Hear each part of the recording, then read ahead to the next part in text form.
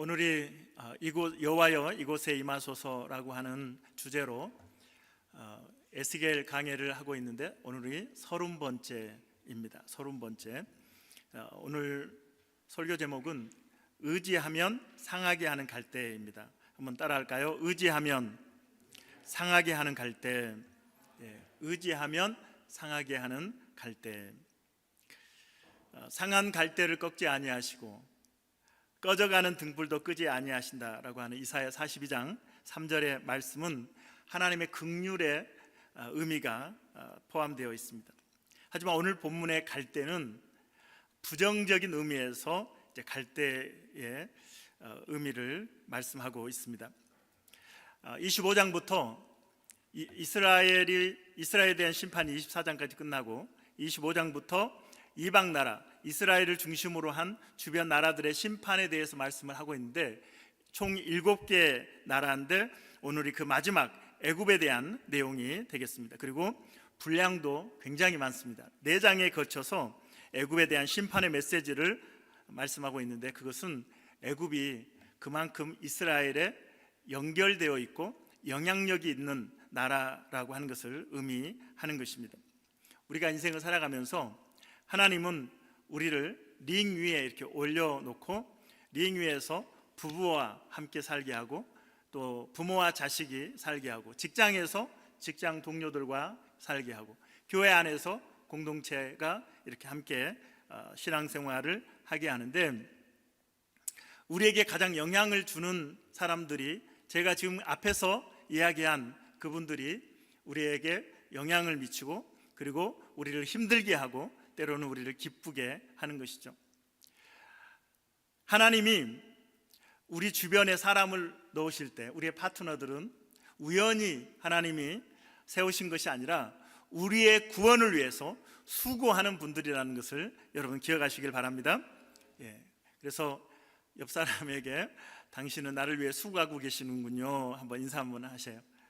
당신은 나를 위해서 수고하고 계시는군요. 여러분의 인격과 신앙의 성장을 위해서 얼마나 애쓰고 있는지 모릅니다. 애굽은 이집트는 인류 전 세계 4대 문명의 발상지 중에 하나가 이집트죠. 이집트는 고대에서 아주 전통적인 강대국입니다. 그런 이집트가 약해진 이유를 오늘날 사실은 그 영향력이 아주 미미하고 또 경제적으로도 어려운 그런 나라가 이집트죠. 그런데 고대 근동에서 이집트는 강대국이었단 말이죠. 그리고 전통적으로 아주 오랜 역사를 지나오면서 이집트는 강대국이었습니다. 그런데 오늘 우리에게 아주 미미한 나라가 된 그 이유를 또 그 사건을 오늘 본문에서 말씀하고 있는 것이죠. 하나님이 오늘 말씀하시는 핵심 주제는 이것입니다. 하나님 외에 다른 것을 의지했기 때문에 미미해진 것이다. 약해진 것이다. 한번 따라할까요? 하나님보다 다른 것을 더 의지했기 때문이다. 하나님보다 다른 것을 더 의지했을 때 약해진다는 것을 우리는 기억을 해야 합니다. 이것은 우리의 인생에도 우리의 삶에도 너무나 중요한 교훈을 주고 있다고 생각이 됩니다. 여러분의 영적인 귀가 또 마음이 열려지고 하나님이 이 시간 저와 여러분에게 주시는 그 음성을 들을 수 있기를 주님의 이름으로 축원합니다. 이 말씀 우리가 알고 내 인생을 점검할 수 있다면 우리가 약해지는 것이 아니라 강한 인생이 될 수 있는 비결을 오늘 발견하게 될 것입니다. 하나님께서는 오늘 이집트를 약하게 하시는 심판의 메시지를 말씀하시면서 오직 우리 인간이 붙들어야 할 분은 하나님 한 분임을 우리에게 말씀해 주고 있는데 오늘 하나님만 선명하게 보이는 여러분의 믿음의 눈이 되어지기를 주님의 이름으로 축원합니다. 아직도 희미하고 눈앞에 왔다 갔다 하는 게 많잖아요. 그렇죠? 그래서 뭘 붙잡아야 하는지 그러나 오늘 선명하게 하나님만이 내가 진정으로 믿고 붙들고 또한 의지해야 할 분이다라고 하는 사실이 깨달아지고, 야, 내가 그동안에 뭐 하고 있었지? 내가 무엇을 향해서 또 내가 의지했던 것이 무엇이냐? 내가 헛된 것을 의지했구나. 하나님만이 나의 진정한 의지해야 할 분이구나 라는 사실이 깨달아지기를 주님의 이름으로 축원합니다. 우리가 그동안에 교회를 다닌다고 해서 하나님을 믿는 건 아닙니다. 여러분, 교회를 나와 있지만 그것이 여러분의 신앙을 보증하는 것은 아닙니다.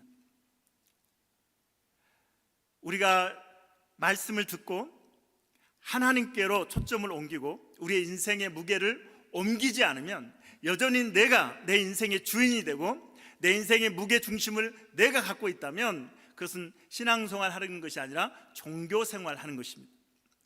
다른 이방 종교하고 다를 바 없어요.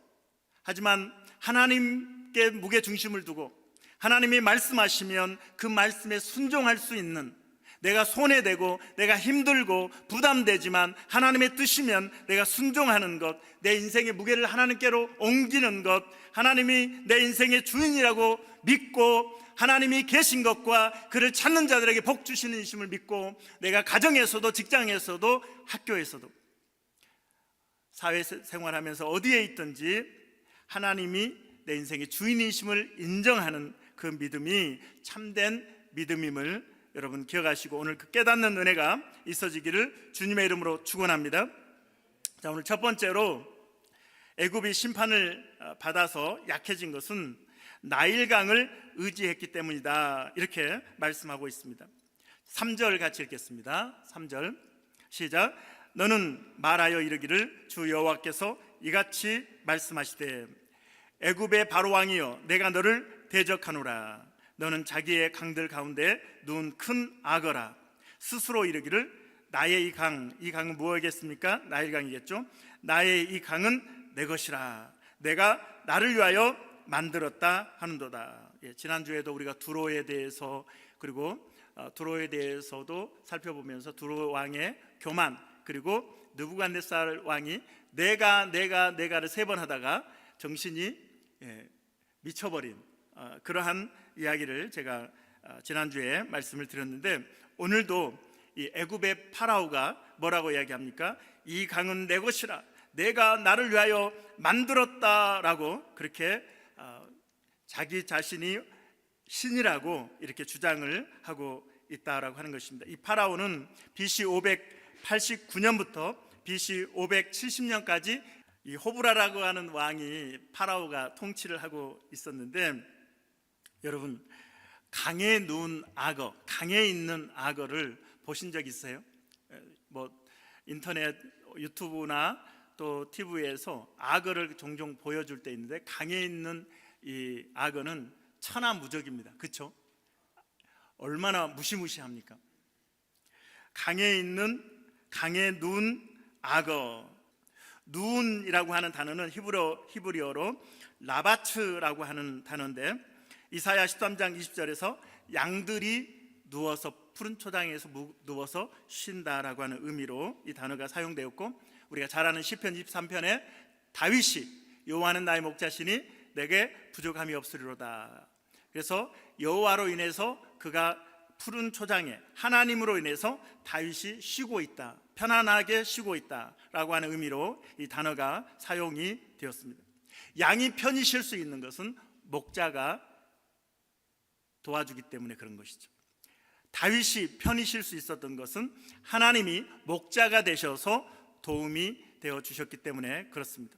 우리가 지난 큐티했던 본문 중에 수요일 본문이 바로 사무엘하 7장의 본문이었는데, 거기에 다윗에 대해서 이렇게 기록하고 있죠.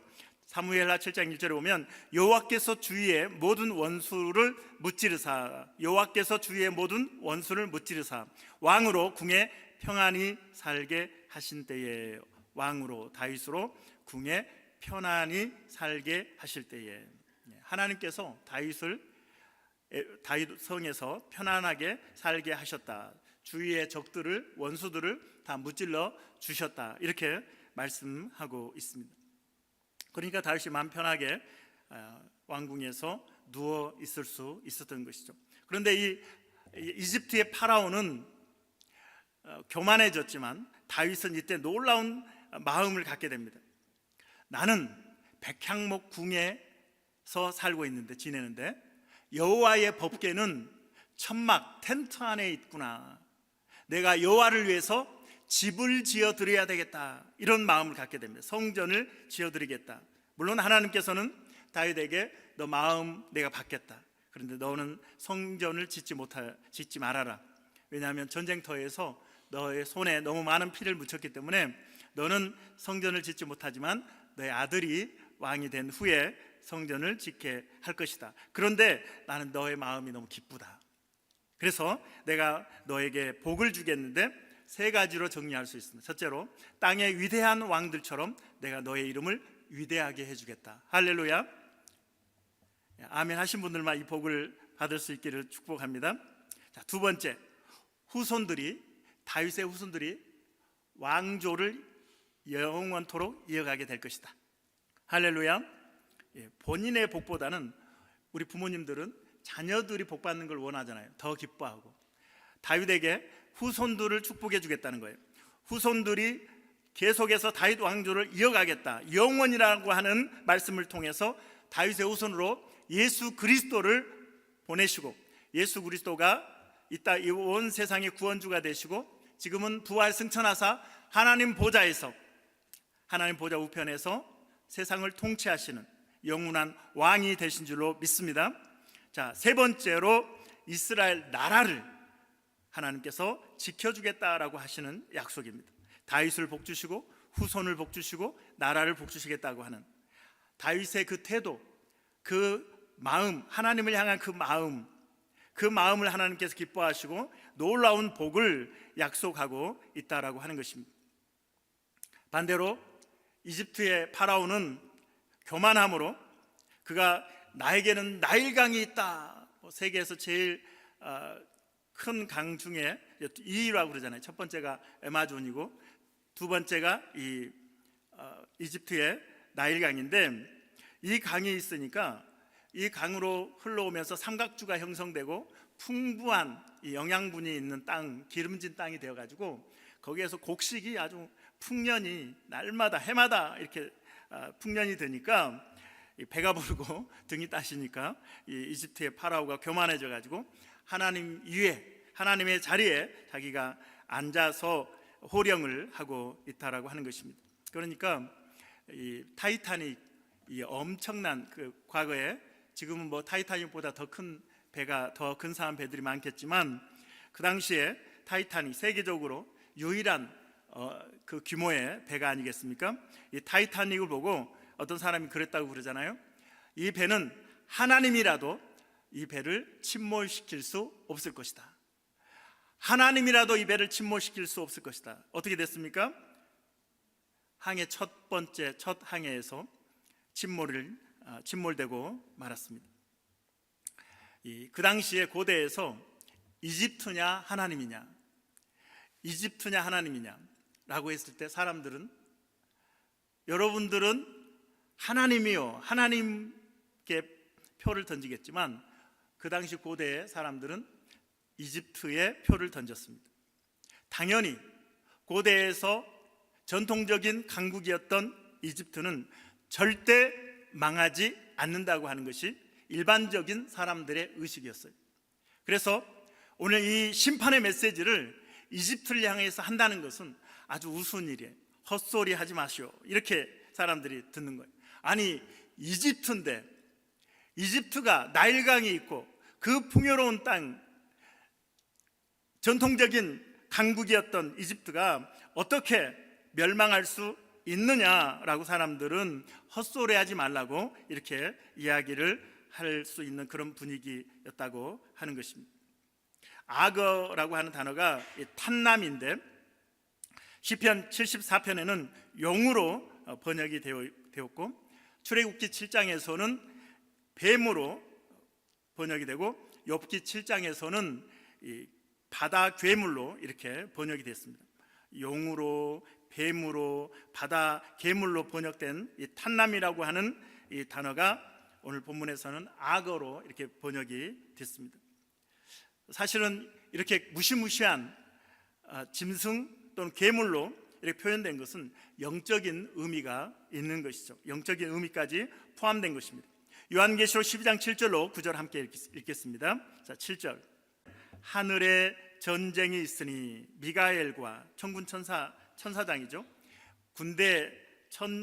하늘의 군대 장관이라고 하는 미가엘과 그의 사자들이 용과 더불어 싸울세. 무엇과 더불어 싸웠다고요? 용과 더불어 싸울세. 용과 그의 사자들도 싸우나 이기지 못하여 다시 하늘에서 그들이 있을 곳을 얻지 못한지라. 9절에 보면 큰 용이 내쫓기니 곧 옛 뱀 곧 마귀라고도 하고 사탄이라고도 하며 온 천하를 꿰는 자라. 그가 땅으로 내쫓기니 그의 사자들도 그와 함께 내쫓기니라. 여기 다 나오잖아요. 용, 뱀, 마귀, 사탄. 타락한 천사를 의미하고 있는 것이죠. 그래서 이 땅으로 내쫓겼다라고 하는 것인데, 그러면 온 천하를 꿰는 자라고 이야기하고 있습니다. 여러분들을, 세상 사람들을 미혹하는 자라고 말씀하고 있는 것입니다. 그러므로 우리가 의지하는 것들, 우리가 이 세상에서 세상의 가치관을 따라서 그것이 있어야 세상에서 성공한다라고, 성공했다라고 이야기할 수 있는 것들, 그것들을 우리가 의지했다면, 내 통장에 넘쳐나는 잔고, 여러분의 로망이죠, 그렇죠? 큰 대궐 같은 집, 스포츠카, 이런 것들, 또 세상의 권세, 사람들의 인정, 하나님보다 더 의지하는, 하나님의 자리에 그것을 올려놓을 때 그것이 사탄의 전략이라고 하는 거예요. 우리가 이 영적인 사실을 깨닫고 살아가는 것이 너무 중요합니다. 내가 지금 사탄에게 속았구나. 내가 무엇 때문에 이렇게 화를 내고 있지? 내가 무엇 때문에 이렇게 낙심하고 있지? 내가 무엇 때문에 이렇게 힘들어하고 있지? 여러분, 제가 이 강대상을 이렇게 의지하고 있다가 이 혜린 자매가 이 강대상을 앞으로 쭉 빼면 제가 의지하고 있기 때문에 앞으로 뒹굴어 떨어질 수밖에 없는 거죠. 그렇죠? 우리가 인생을 살면서 뭔가 너무 힘들어. 내가 왜 이렇게 힘들지? 그것은 내가 의지하는 것이 빠졌기 때문에 그런 거예요. 내가 의지했던 것이 빠졌으니까 그때 우리는 알 수 있는 거예요. 내가 남편을 너무 의지했구나. 내가 아내를 의지했구나. 그래서 그냥 왼수라고 생각하고 사시면 마음이 좀 편할 수 있는데, 너무 제가 사랑하며 사세요. 사랑하면서.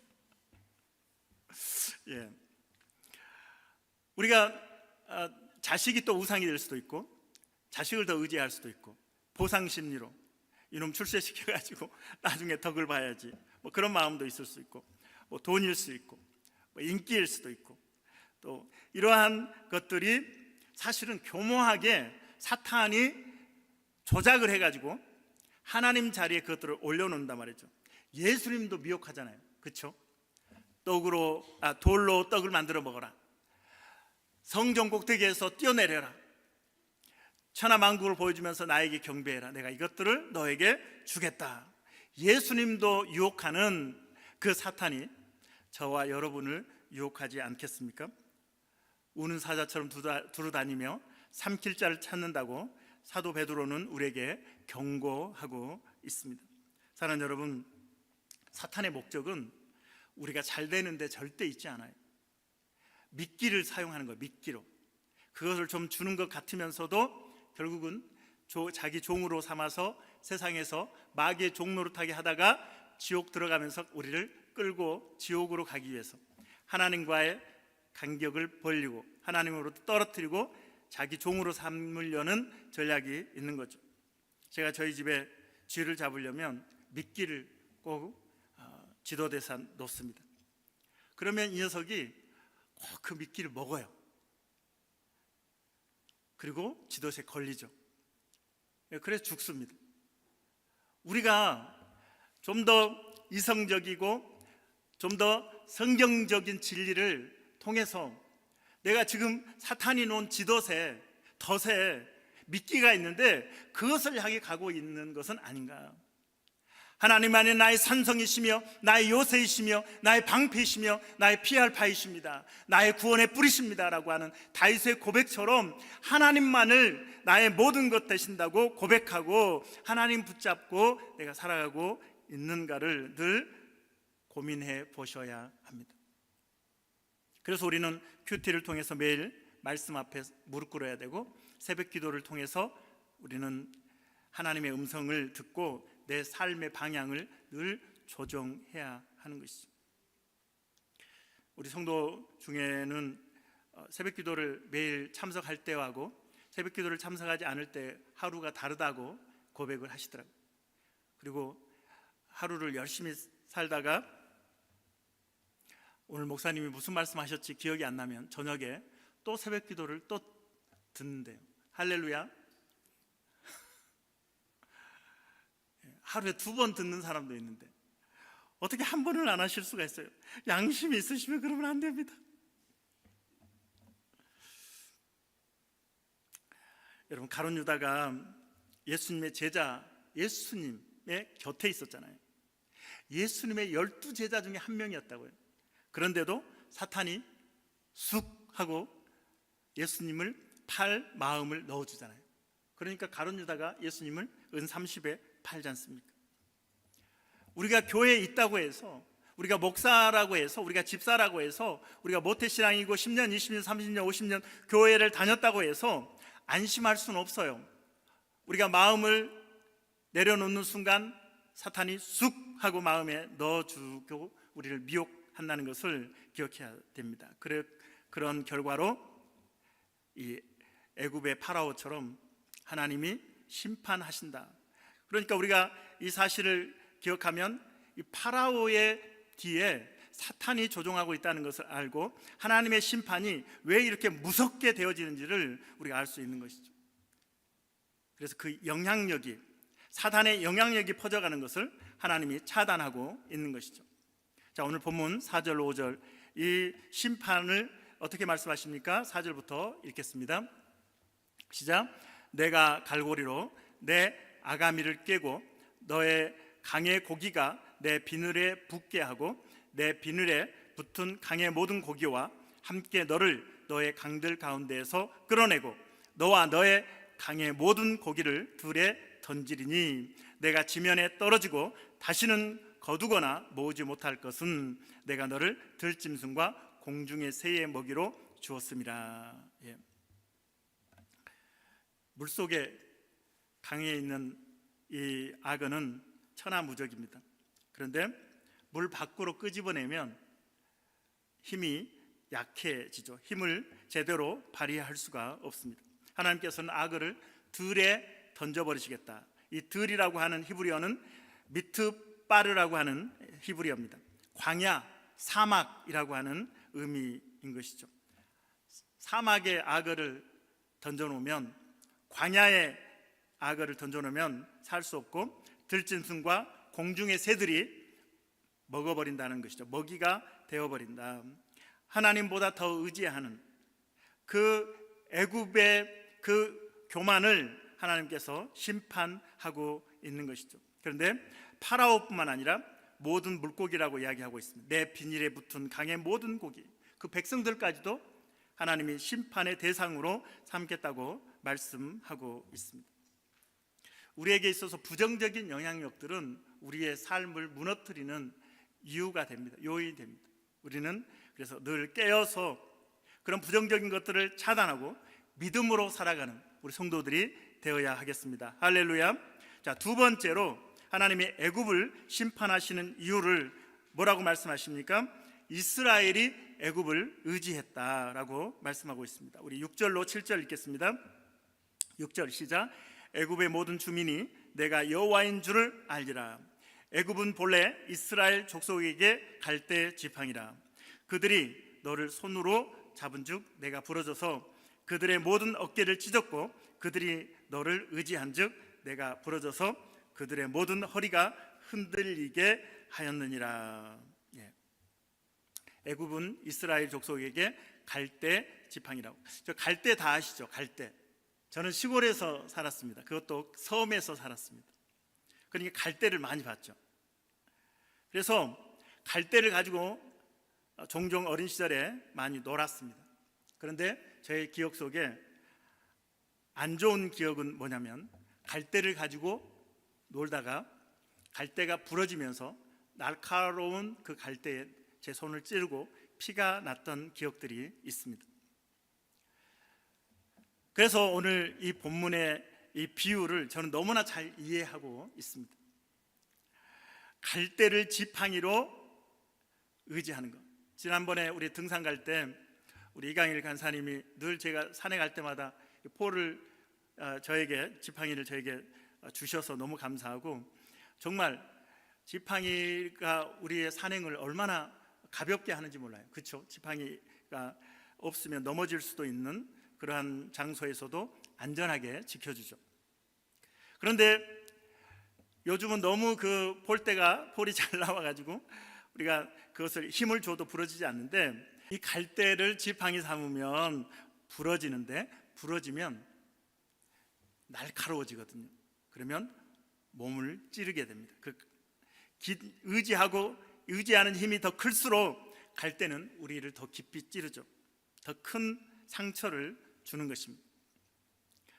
자, 오늘 이 시점에서 하나님이 에스겔에게 언제 이 메시지를 주셨는지를 우리가 살펴볼 필요가 있습니다. 1절에 보면 열째 해, 열째 달, 12째 날이라고 말씀하고 있습니다. 한번 따라해 볼까요? 열째 해, 열째 달, 12째 날, 12째 날이라고 이야기하고 있는데, 여호야긴과 에스겔이 2차로 포로로 잡혀갈 후로 10개월 12일이 지난 날이라고 이야기를 하고 있는 거예요. 포로로 잡혀간 지 10년이 지났을 때 하나님께서 애굽에 대한, 이집트에 대한 심판의 메시지를 에스겔에게 주셨다라고 하는 것입니다. 그런데 이때 이스라엘의 상황은 어땠을까요? 예루살렘은 바벨론의 느부갓네살 왕이 포위를 하고 1년쯤 지났을 때입니다. 1년쯤 지났을 때, 그 막강한 바벨론 군사가 예루살렘을 포위하고 1년쯤 지났을 때, 이 남유다가 BC 586년 4월 9일에 멸망을 하니까 약 5개월 전이에요. 멸망당하기 5개월 전이었습니다. 이미 이제 포위당한 지 1년이 되었을 때, 그때는 이 예루살렘 성 안은 아수라장이었습니다. 식량이 떨어졌죠. 1년 동안 갇혀 있으니까, 포위당했으니까 식량이 떨어졌고, 그리고 성경에 그런 이야기 나오잖아요. 이웃 사람끼리 서로 오늘은 내 아들 잡아먹자, 내일은 너의 자식 잡아먹자. 그래서 자기 자식들을 잡아먹는 지옥을 방불케 하는 상황이 예루살렘 성 안에 있었던 때였습니다. 이렇게 기가 막힌 상황 속에서 예루살렘 성 안에 있던 이스라엘 백성들, 그리고 포로로 잡혀갔던 이스라엘 백성들이 기대하고 의지하고 있었던 것이 하나가 있습니다.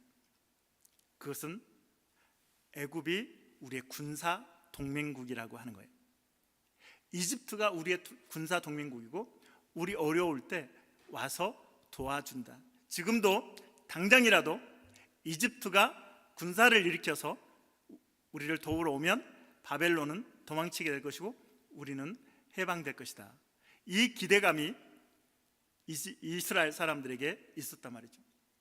그것이 극대화된 기대감, 1년 동안 성 안에 갇혀가지고 식량도 떨어지고 자식도 잡아먹어야 되는 그런 지옥과 같은 상황 속에서 그들이 바라봤던 것은 이집트였단 말이죠. 이집트가 오면 우리는 살 수 있어.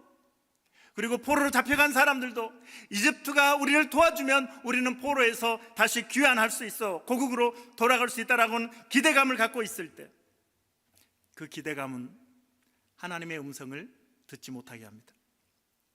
사람이 의지하고 있는 것, 기대하는 것이 있을 때는 선지자를 통해서 선포되는 하나님의 말씀이 들리지 않습니다.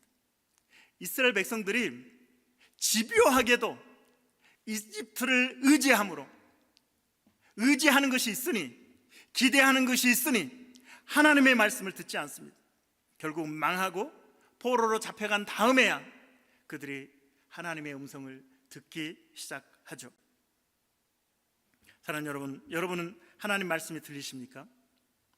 하나님의 말씀이 들리지 않는다면 100% 여러분은 하나님보다 다른 걸 의지하고 있기 때문인 것입니다. 이 예배당 안에서 우리가 함께 이 자리에 있지만 누구는 은혜를 받고 있습니다. 근데 누구는 은혜를 받지 못하고 있다라고 하는 거예요. 제가 비가 지금 온다는 소식을 듣고 저희 집에 물을 받을 수 있는 통들은 다 동원을 했어요. 그래서 수많은 통들을 밖에 꺼내놓고 물을 받고 있습니다. 할렐루야. 기분 나쁘신 건 아니죠? 그래서 지금 저는 막 기대하고 있어요. 오늘도 가서 물을 받고 내일도 물을 받고, 그거면 우리 야채들을 몇 달은 아니겠죠. 한 달도 안 갈 수도 있지만 어쨌든 그동안에 수돗물을 아끼고 야채를 키울 수 있겠다, 이제 이런 생각을 하니까 물을 담을 수 있는, 빗물을 담을 수 있는 통을 최대한 많이 지금 준비하고 있습니다. 누군가는 이 비가, 줄기차게 내리는 비가 한 방울도 모아지지 않는 사람이 있고, 여러분요, 여러분 안 받고 있으니까 물을, 저같이 물통을 있는 대로 다 준비하면 준비한 만큼 물을 받게 되는 것입니다. 이것도 우리 신앙에서 아주 중요한 원리입니다. 폭포수 같은 은혜가 쏟아져도 뚜껑이 닫혀 있으면 은혜를 받을 수 없습니다. 가랑비처럼 작은 은혜가 내려도 내가 마음이 열려 있으면 은혜를 누리게 되는 것입니다. 할렐루야. 예수님 마태복음 5장 3절에 심령이 가난한 자는 복이 있나니 천국이 저들의 것이미요 라고 말씀하고 있습니다. 심령이 가난한 자, 오직 하나님만이 나의 도움이라고, 나의 의지할 뿐이라고 고백하며 세상이 나의 의지할 것이 아니고 오직 주님만이 나의 의지할 뿐이라고 하는 은혜에 대한 갈망, 하나님에 대한 갈망, 내 죄를 보고 마음을 비우고 은혜를 갈망하는 성도에게 은혜의 물이 고이게 될 것이라고 주님도 말씀하고 있습니다. 제가 코로나 전에 새벽 기도를 제가 다른 교회로 다녔습니다.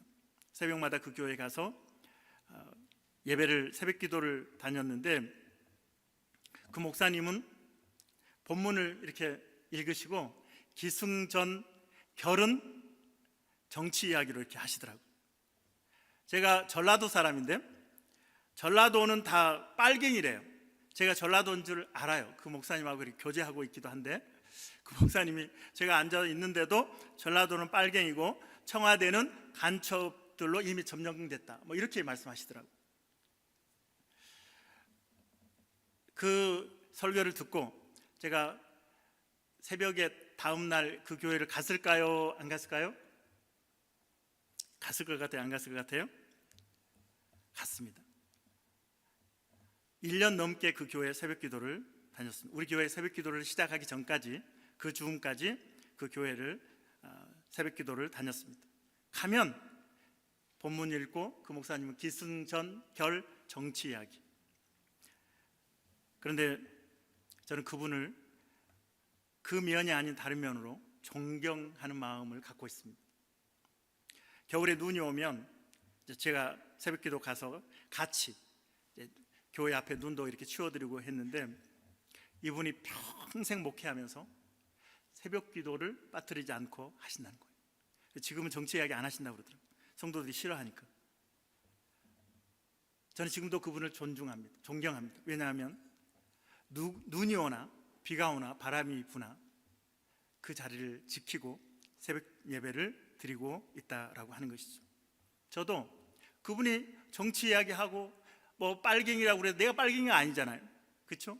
청와대가 뭐 간첩이 점령했는지 안 했는지 뭐 알 길도 없지만 어쨌든 하나님을 바라보고 하나님의 은혜를 구하고 마음껏 기도하기 위해서 저는 그 교회를 계속 다녔습니다. 사랑하는 여러분, 애굽을 의지하고 있는 이스라엘 백성들에게 하나님은 애굽은 갈대 지팡이다. 갈대 지팡이. 여러분이 시골 출신이 아니니까 참 어렵네요. 갈대가 뭔지 모르시니까.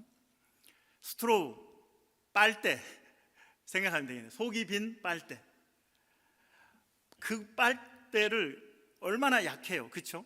손으로 이렇게 휘면 휘고 구겨지고 바로 그 빨대 같은 것이 갈대인 것이죠. 그런데 하나님께서는 나 외에 다른 것을 의지하는 것들이 바로 갈대다, 빨대다, 이렇게 주님이 말씀하고, 오히려 그것을 의지하면 의지할수록 너희는 다치게 돼, 몸이 상하게 돼, 너희 몸을 상하게 돼, 너희 몸을 찌르게 될 거야, 피가 날 거야, 상처를 입게 될 거야 말씀하고 있는 것이죠. 이 심각성을 다쳐봐야 아는 거죠. 실제로 이집트는 바벨론에 의해서 남유다가 포위되어 가지고 그렇게 이제 멸망할 때까지 도우러 오지 않았습니다. 군사 동맹국이라고 했는데 오지 않았습니다. 애굽도 BC 568년 아마시스라고 하는 파라오 때 바벨론의 느부갓네살 왕에 의해서 침략을 당하게 되고, 그때부터 이집트는 무너지기 시작했고 미약한 나라가 되었습니다. 오늘 15절 같이 읽겠습니다. 15절 시작.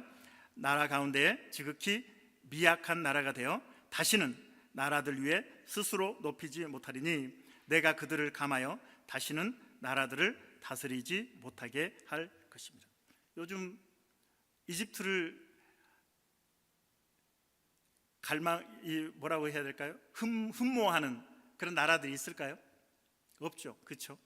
오히려 이제 K 컬처가 아주 세계를 휩쓸고 있기 때문에 수많은 사람들이 한국에 대한 흠모하는 마음이 있을지 모르지만 한국처럼 되고 싶다고 하는 나라들은 많고 백성들은 많지만 이집트처럼 되고 싶다는 생각을 하는 나라들, 백성들은 없습니다. 왜냐하면 하나님이 미약하게 하셨고 다시는 내가 그들을 감하여 다시는 나라들을 다스리지 못하게 할 것입니다. 이 말씀이 오늘 우리는 역사 속에서 실제로 바라보고 있는 것이죠. 사랑하는 성도 여러분, 우리가 잘 모를 수 있어요. 내가 하나님보다 더 의지하는 것이 무엇인지.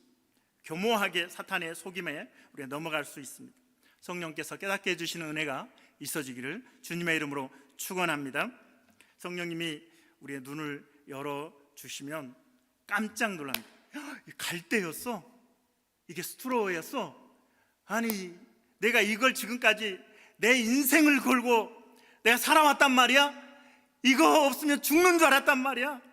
이거 겨우 갈대인데, 우리가 그 깨닫는 것이 은혜고, 하나님만이 내가 온전히 의지할 뿐이구나 라고 하는 깨달음이 복인 것을 여러분 기억하시기 바랍니다. 이제 말씀을 마무리하도록 하겠습니다. 오늘 말씀은 애굽이 나일강을 의지하고 하나님이 주신 것인데, 나일강을 하나님이 주신 것인데 내가 만들었다 이렇게 파라오가 그러잖아요. 이스라엘도 애굽을 의지함으로 하나님의 심판을 받게 되었습니다. 여러분 기억하세요? 에스겔 17장에서 다른 독수리 두 마리가 나오는데 다른 독수리에게 뿌리를 내리고 있는 포도나무의 비유에 대해서 기억나십니까? 그때 설교 제목이 뿌리를 어디로 데리고 있습니까? 라고 하는 제목이었어요. 뿌리를 이집트로 이렇게 내리고 있는 이스라엘 남유다에 대한 말씀을 그때도 지적을 하셨죠. 결국 하나님께서는 애굽을 미약한 나라로 만들어 버리시고 이스라엘이 나중에 저 갈대였어, 애굽이 갈대여서 저들을 지금까지 내가 의지해 왔는데, 그래서 의지하려는 마음을 드디어 접게 될 것이라고 하나님 말씀하고 있습니다. 오늘 우리는 점검해야 할 것은 하나님보다 의지하는 것이 무엇인가? 물질인가? 쾌락인가? 세상적인 성공인가? 내 학위인가? 내가 지금 붙잡고 있는 것, 사람들은 화장실 갈 때와 화장실에서 나올 때 마음이 다르잖아요. 힘들고 어려울 때는 하나님 불쌍히 여겨주세요 절박하게 기도하는 사람들이 좀 형편이 나아지면 종교 생활을 합니다. 골프 치러 다니면서 종교 생활을 하죠. 믿는 구석, 의지하는 구석이 생겼기 때문에 하나님 없이도 살 수 있다고 생각하고 있는 것입니다. 사랑하는 성도 여러분, 우리가 의지하는 것이 뭐다? 갈대다. 하나님이 아닌 다른 것은 갈대다. 우리 한번 옆 사람에게 우리가 의지하는 것이 갈대랍니다.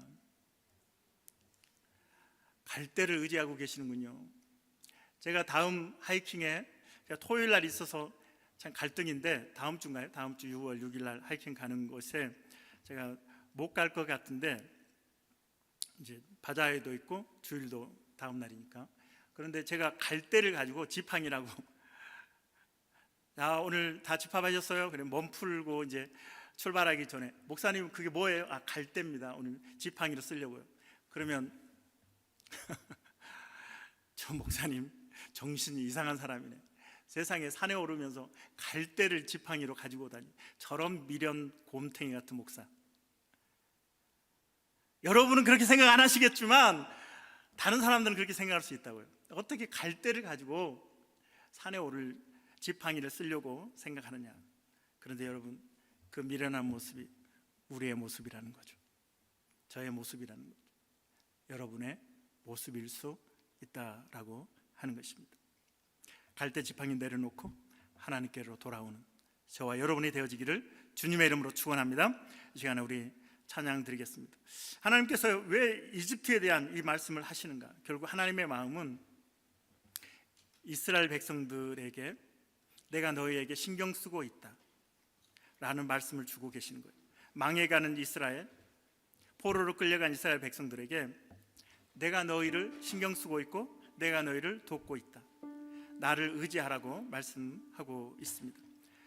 이 땅을 살아가는 우리 성도 여러분 많이 힘들고 지쳐 있으실 텐데 오늘 이 찬양을 함께 드리면서 우리 성령님이 하나님이 우리를 돕고 계시다는 것을 기억하고 믿음이 은혜가 회복되는 시간이 되기를 주님의 이름으로 축원합니다.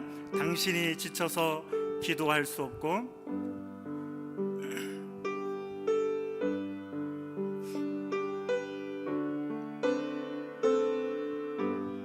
당신이 지쳐서 기도할 수 없고 당신이 지쳐서 기도할 수 없고 눈물이 빗물처럼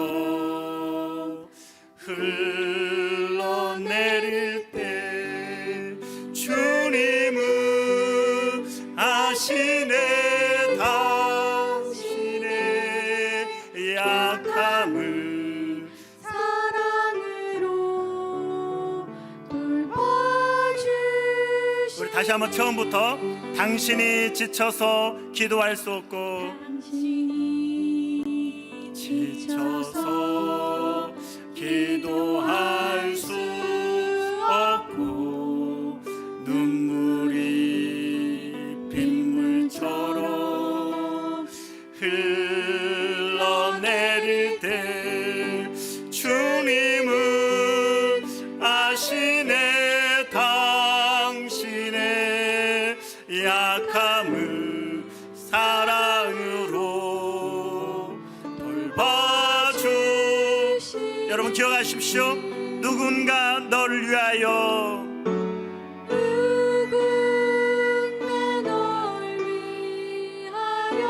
누군가 기도하네. 누군가 기도하네.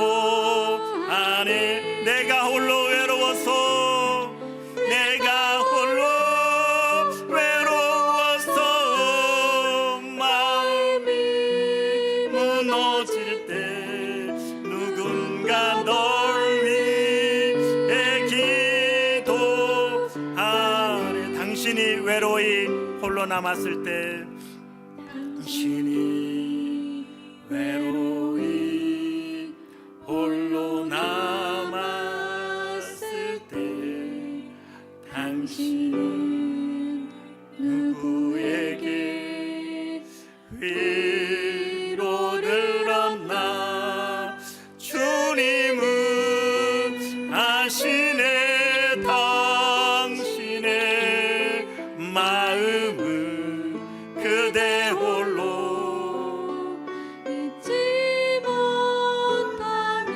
조용히 그대 위해 조용히 그대 위해 누군가 기도하네.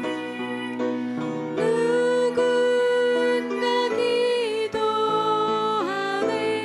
내가 홀로 외로워서 내가 홀로 외로워서 마음이 무너질 때 누군가 널 위해 기도하네. 여러분, 인생을 살다 보면 의지했던 것 때문에 얼마나 힘들 순간을 우리가 겪는지 모릅니다. 밤잠을 설치고 밥맛이 없고 마음에 근심과 염려로 가득하며 이제 어떡하지?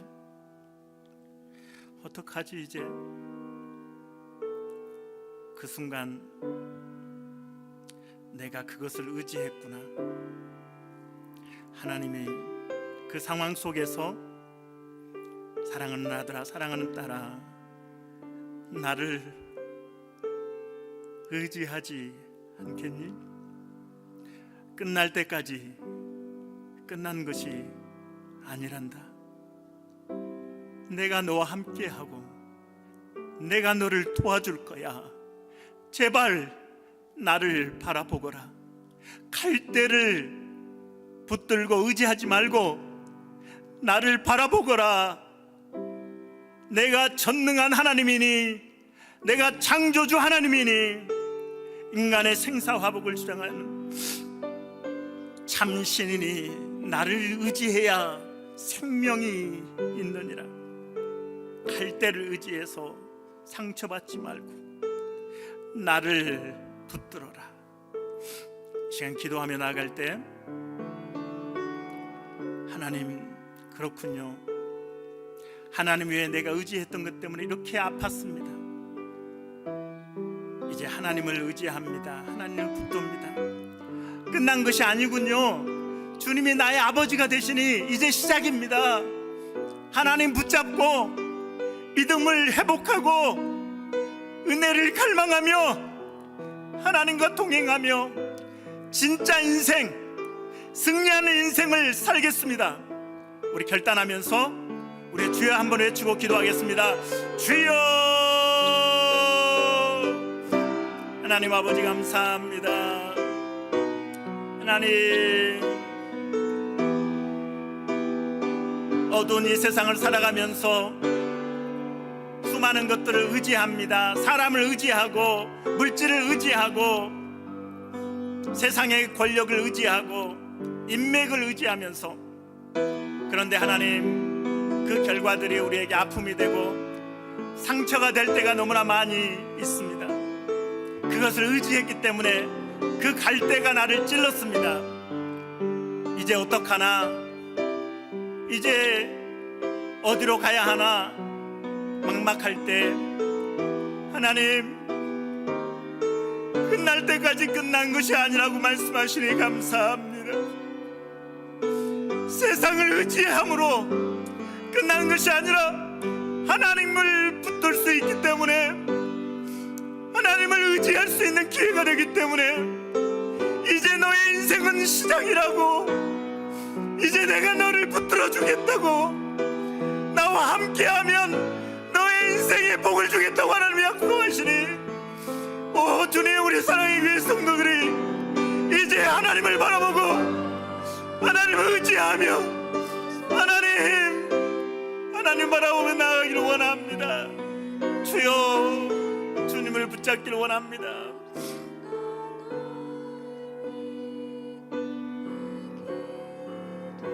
누군가 기도하네.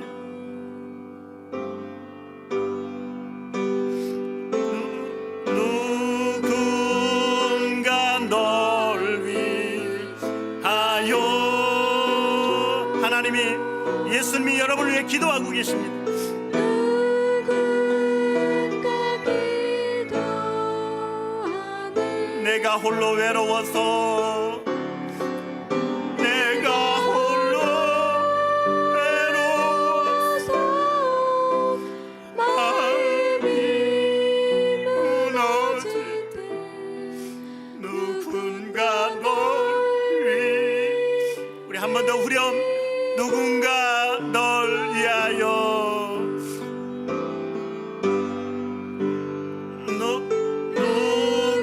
누군가 널 위하여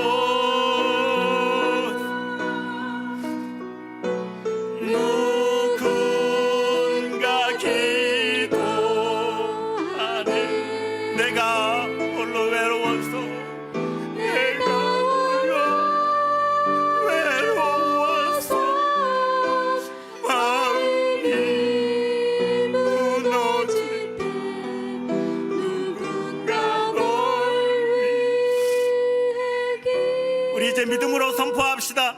예수의 이름으로 나는 일어서리라. 우리 자리에서 일어나서 찬양합시다.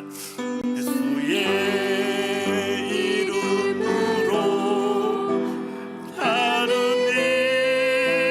일어서리라. 주가 주신 능력으로 나는 일어서리라. 원수가 날 향해 와도 쓰러지지 않으리. 주가 주신 능력으로 주가 주신 능력으로 주가 주신 능력으로 일어서 우리 한 번 더 예수의 이름으로 예수의 이름으로 나는 아멘 일어서리라. 아멘 주가 주신 능력으로 나는 일어서리라. 원수가 날 향해 와도 쓰러지지 않으리. 주가 주신 능력으로 주가 주신 능력으로 주가 주신 능력으로 일어서리. 기도하겠습니다. 세상의 그 어떤 것도 영원한 것은 없는 속빈 갈대에 불과합니다. 의지하면 의지할수록 우리를 상처 주고 피 흘리게 하고 아프게 합니다. 오직 우리의 소망은 하나님 한 분뿐이십니다. 오늘도 우리에게 하나님 앞으로 나오라고. 그렇게 교회만 다녀서 어떡하니? 너의 인생의 중심을 나에게 옮겨주지 않겠니? 내가 너의 진정한 인생의 왕으로, 주권자로 너의 신앙의 결단이 있었으면 좋겠구나. 이 시간 하나님 안타까운 마음으로 우리에게 말씀하십니다. 의지했던 것들 주님 앞에 회개하고 하나님만이 유일한 나의 의지할 분임을 고백하며 결단하며 매일매일 주님 손 붙잡고 믿음의 길을 걸어가기로 결단하는 우리 성도들 위해 하나님 축복하여 주시옵소서. 이제는 우리 주 예수 그리스도의 은혜와 하나님 아버지의 무한하신 사랑과 성령님의 감화 감동 교통 인도하심이 하나님을 온전히 의지하며 하나님과 동행하기로 결단하는 사랑하는 성도들 머리 위에, 오늘 처음으로 교회를 방문한 성도 머리 위에, 출타한 성도 머리 위에 이제로부터 영원토록 함께 있을지어다.